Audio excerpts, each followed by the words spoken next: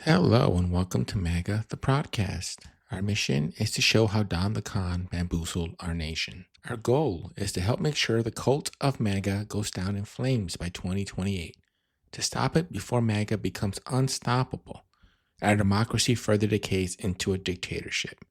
If we want the cult of MAGA to end, we have to know how it began and why it spread.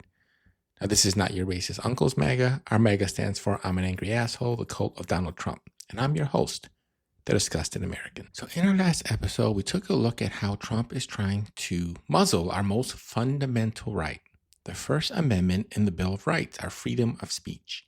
And we looked at it through the lens of Charlie Kirk and Jimmy Kimmel, how Trump's looking to muzzle dissent and create a twilight zone where everyone tells him he's a good boy. So this week, let's take a look at things through another lens. Besides using Charlie Kirk's death as a Trojan horse to stifle dissent, how else is Trump trying to destroy the First Amendment? The First Amendment lays out the four foundations for our democracy: freedom of religion, freedom of speech, freedom of the press, and freedom to peacefully assemble and protest our grievances to the government. In just a few words, that First Amendment packs a big punch. Without those four things, are we actually free? Last week, we explored Trump's attempts to stifle freedom of speech at the individual level via the Jimmy Kimmel situation. This week, we'll take it up to the group level of strangling free speech, freedom of the press. Ronald Reagan once described the free press as vital for the United States to succeed in its noble experiment in self-government. It's always an honor for me to be with individuals like yourselves who understand the value of freedom. I'm reminded of a story about a conversation between one of our citizens and a Soviet citizen. The American described the freedom of speech that we have here in the United States, and the citizen of the Soviet Union said, well, we're free to speak in the Soviet Union just like you are in the United States. So the only difference is you're free after you speak. Unfortunately, the whole idea of a free press is a lot shakier than it used to be. Remember when this happened back in February? We're flying right over it right now. So we thought this would be appropriate. Even bigger than the Super Bowl. This is a big thing. And almost everybody now has assented to that. Anyone on board? Ladies and gentlemen, if you could please direct your attention out the right side of the aircraft. Air Force One is currently in international waters for the first time in history, flying over the recently renamed Gulf of America. Please enjoy the flight, and we are now about to head westbound to Super Bowl 59.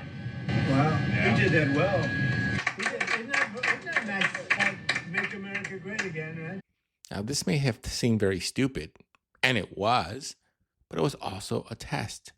Trump wanted to see if he could get something changed that had been accepted for a long time. And the use of the term Gulf of Mexico has been around for a very long time. I feel so bad for the Europeans that are not deep into American politics right now. I'd be so confused. Imagine them looking at this post just saying a map of the Gulf of Mexico and that getting 41,000 upvotes. Like, what? Why? This is again because Trump would like to rename this geographical region. The Gulf of Mexico was coined over 350 years ago, and it all pretty much dates back to the old Spanish Empire as well. Remember back in the 1700s, in terms of this region of America, well, it was only really Spain that was actually here. It was just a giant Mexico, or at the time, New Spain. The Spanish were also in Florida. The Spanish had Cuba. The Spanish had all the Caribbean Sea, and colonies were just up here in the Northeast. So even though the U.S. might currently have more coastal territory that borders the Gulf of Mexico, well, that doesn't really matter in terms of how this area got its name. His carrot in this situation is that if you complied, you got to stay in the press pool, the pool of journalists that follow the president around and get to ask him questions. But if you didn't, they were going to pull your press card. And what happened? Well, the AP, the Associated Press, refused to change the name. The body of water in question has been called the Gulf of Mexico for hundreds of years. The AP advised that because of its broad set of global customers, they couldn't call it the Gulf of America. Now, what did Trump do? Which White House official made the decision to bar the AP reporter from the Oval Office and the diplomatic reception room last night? Well, first of all, let me just set the record straight. It is a privilege to cover this White House. It's a privilege to be the White House press secretary. And nobody has the right to go into the Oval Office and ask the President of the United States questions. That's an invitation that is given. And there are hundreds of outlets on this campus, many of you in this room who don't have the privilege of being part of that pool every single day and getting to ask the President questions. We reserve the right to decide who gets to go into the Oval Office, and you all have credentials to be here, including the Associated Press, who is in this briefing room today. But isn't it retaliatory in nature is the argument? Because the reason that the AP was barred, which they said was because they're not using the phrase Gulf of America, they're using Gulf of Mexico in line with their standards.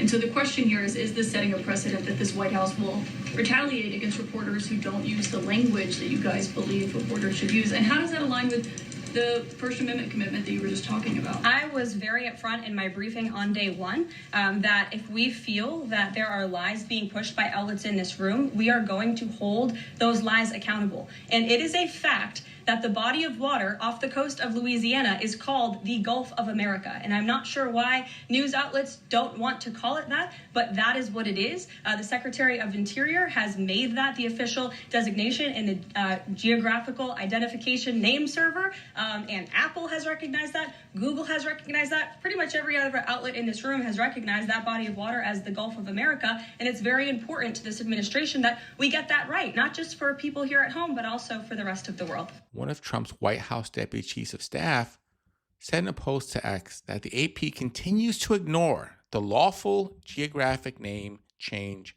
of the Gulf of America. This decision is not just divisive, it also exposes the Associated Press's commitment to misinformation. Now, did the rest of the press organizations band together and refuse to let the AP get kicked out? They gave verbal support to the AP, but in the end, they all bent the knee. Now, this may not seem like a big deal, but Trump was testing things. He was making a bet that the press would follow his orders rather than lose access to him. And guess what? He won. And that was just the beginning of his efforts to bully and scare the press so they wouldn't criticize him. Emboldened, Trump started to go after the networks themselves. We have to straighten out the press. Our press is very corrupt, almost as corrupt as our elections. He sued ABC. You don't find it offensive that Donald Trump has been found liable for rape? Tonight, the fallout from a bombshell settlement in President-elect Trump's defamation suit against ABC News. Endorsed Donald Trump for president. Judges and two separate juries have found him liable for rape and for defaming the victim of that rape.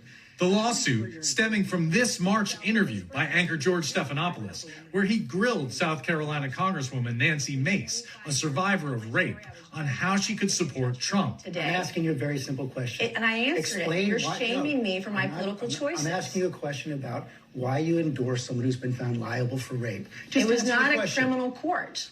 It was a civil court. It was a civil court. Complicating the dispute, the judge in the Carroll case clarified in a written opinion that New York's definition of the term rape is narrow, and that the jury's finding, quote, does not mean that she failed to prove Mr. Trump raped her, as many people commonly understand the word rape. The jury found that Mr. Trump, in fact, did exactly that. It was against my will, and it hurt, and it was a fight. Carroll alleged Trump assaulted her in a Manhattan department store in the mid-90s. Trump is appealing two jury verdicts, ordering him to pay Carroll nearly $90 million. In the settlement, some journalists criticizing ABC's decision to settle. Paul Farhi, former media reporter with the Washington Post, calling the agreement an awful precedent and a huge sellout. Trump and his team is going to be emboldened by this settlement, have shown they want to use the courts in order to achieve certain outcomes they want. Others would say this is a form of lawfare. This feels like it has a real chilling effect. What George Stephanopoulos said in that interview, I mean, it seems to hold up with what the judge said after the fact. Alex, will this have a chilling effect on the media? Corporate ownership wants to stay on the Trump administration's good side. Who knows? Yeah. And I was going to ask you, too, do you think there would have been a settlement with ABC here if Trump had just lost? Is this needing four more years of good favor, and is this kissing the ring? I don't think there would have been a settlement had Kamala Harris won the White House. And I think you can't forget ABC News is owned by Walt Disney Company. That's a major company that, of course, is going to have business before the new Trump administration. The Trump administration will control or have influence over all elements of FCC law and regulation. And the other thing here is that, look, ABC needs to be able to cover the president-elect. And if they have such a bad relationship, it makes that job more difficult. And he sued CBS. CBS and its parent company Paramount have agreed to pay $16 million to go to President Donald Trump's foundation for his future presidential library. Now, this is all a part of a lawsuit many legal experts predicted Trump had very little chance of winning. We're not going to stop pursuing what is necessary for the United States. The lawsuit centers on this interview that aired on CBS's 60 Minutes a few weeks before the 2024 election. But a longer, more rambling response to the question was played on CBS's Face the Nation, prompting Donald Trump to accuse the network of deceptive editing and, quote, election interference. She gave an answer that was so bad that they changed it. They took it out, threw it out. CBS said the response was simply cut down for time, a common practice. You know, we're probably going to sue him just for the hell of it. In a statement, CBS head George Cheek said settlement allows companies to focus on their core mission. He's saying their core objectives are not, in fact, the news. Because if the core objective of CBS was the news, they would keep litigating. The core objective of CBS is to generate revenue. CBS parent company Paramount is hoping to merge with the company Skydance, which needs the approval of Trump's Federal Communications Commission. Senator Ron Wyden accusing Paramount of paying Trump a bribe for merger approval. Other critics blasting another agreement, the release of complete transcripts by 60 Minutes with future presidential candidates. It's an unconstitutional idea, and it really makes the Trump administration look officious and look like it's a totalitarian leadership when it attacks the freedom of the press to this point. The settlement, $16 million, the same amount as one with ABC. So far, lawsuits have earned the president $67 million for his future library, and there are indications more may be coming. He's now threatened to sue CNN and the New York Times for publishing articles about leaked intelligence, which said the recent attack by the U.S. on Iran had only set the country's nuclear program back by a couple months. What did these major, powerful networks do?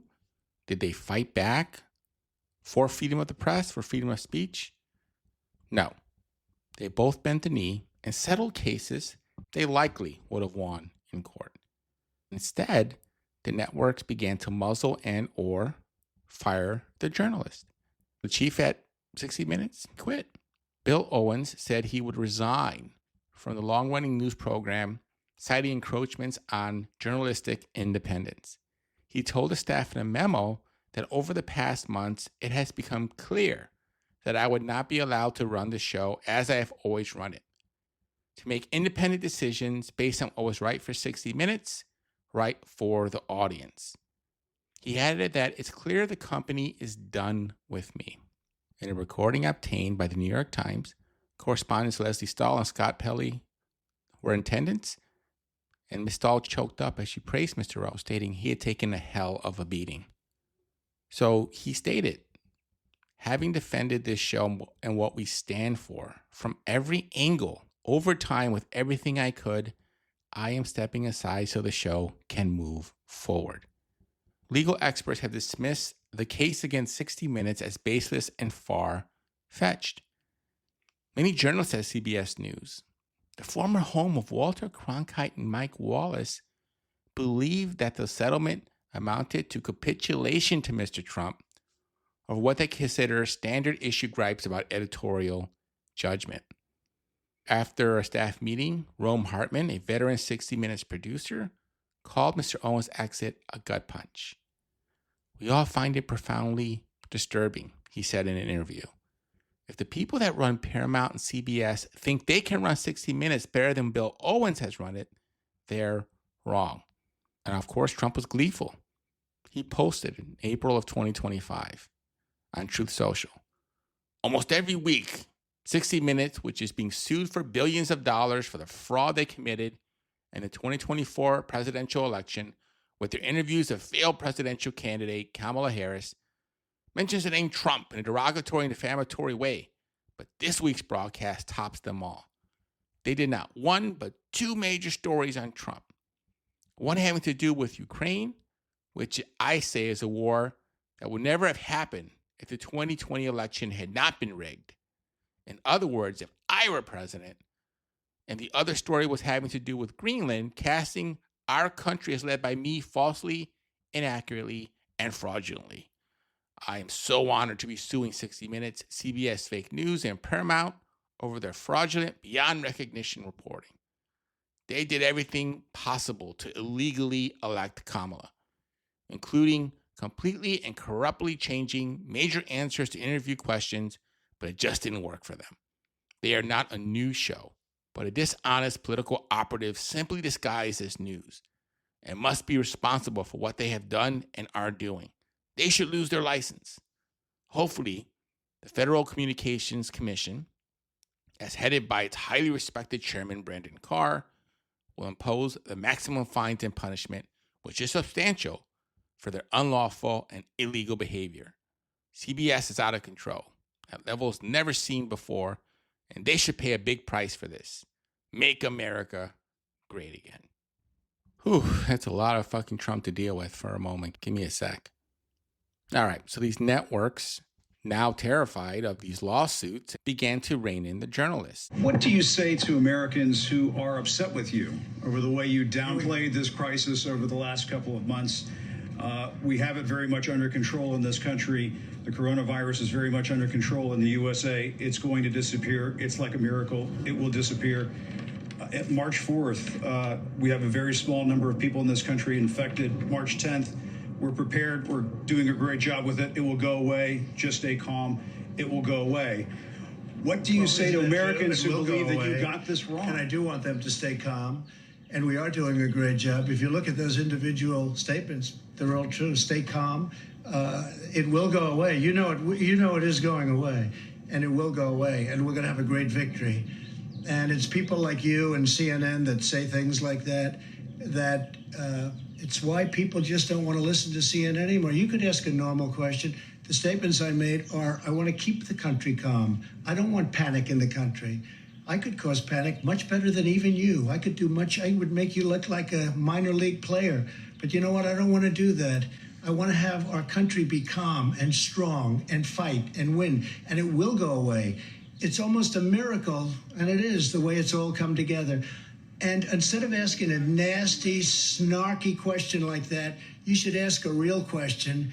Good morning. You were live in the CNN newsroom. I'm Jim Acosta. Is a famous CNN anchor being sent to the TV equivalent of Siberia? That's enough. Because of his volatile relationship with Donald Trump? Jim Acosta is being moved from his 10 a.m. show to midnight, according to a published report. You may recall that Acosta was White House correspondent when he got into a wrestling match over the mic with an intern in 2018. Okay, just sit down, please. Acosta was relentless, but Trump didn't back down either. That's enough. Put down the mic. You are a rude, terrible person. You shouldn't be working for CNN. Moving Jim Acosta to the midnight shift will certainly curry some favor, I think, with Donald Trump. And Donald Trump would love nothing more than to sideline Jim Acosta to put a show at a time when no one's really watching the news. Your organization's terrible. That was just one of many sparring matches between the two men during Trump's first term. Your question is a very political question because you have an agenda. Acosta was actually temporarily banned from the Trump White House.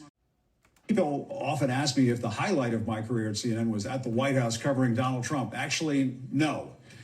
That moment came here when I covered former President Barack Obama's trip to Cuba in 2016 and had the chance to question the dictator there, Raul Castro, about the island's political prisoners. As the son of a Cuban refugee, I took home this lesson. It is never a good time to bow down to a tyrant.